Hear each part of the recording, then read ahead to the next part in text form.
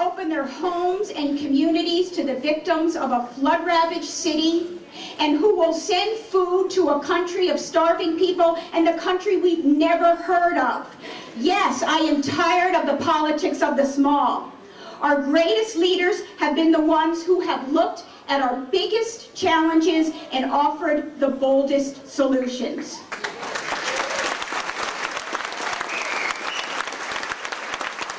When 70% of American seniors were living in poverty in the 1930s, President Roosevelt created the Social Security system.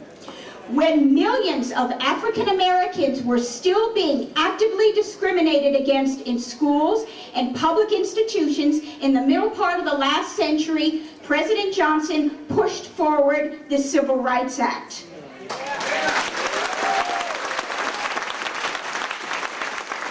And when the Colorado we know today was still a vision, President Kennedy came to Pueblo and said, let's bring water to the West. Because those programs which make life better for some of our people will make life better for all of our people.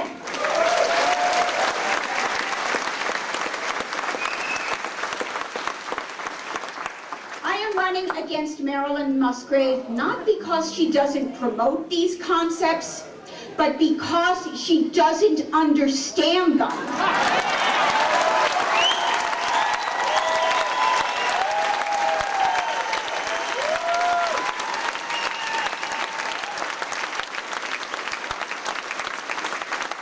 From where she looks, only a promised few deserve the opportunity of America, and she has appointed herself judge and jury.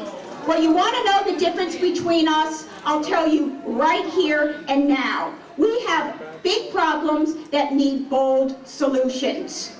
We have an economy we need to save, a middle class we need to resurrect, a healthcare system we need to lift out of the shambles, and a war we need to end.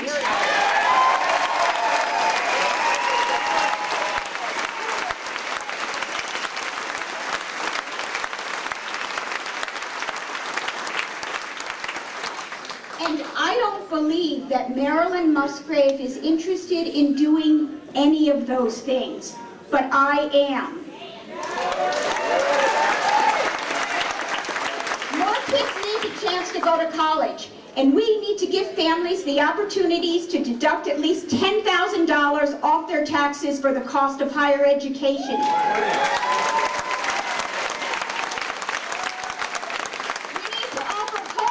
The incentives to go from variable rate to fixed rate mortgages, because here's the bottom line on the mortgage crisis. It doesn't really matter if it's your home or your neighbor's home that's being foreclosed.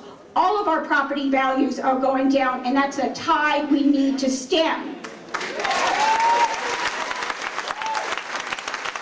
We also need to fix health care, and we need to start by realizing that there is a problem. It's just plain wrong that people are denied coverage are the ones that need it most. That we have people who will fall through a gap if they change businesses or lose their job.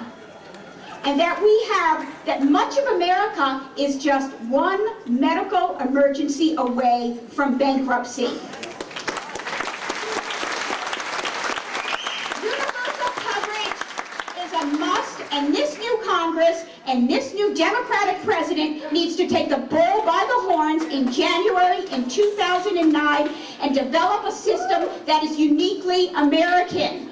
We have a moment of opportunity where the public, the medical community, and the business community are all clamoring for change. And we need to push a system that leaves no segment of our population behind.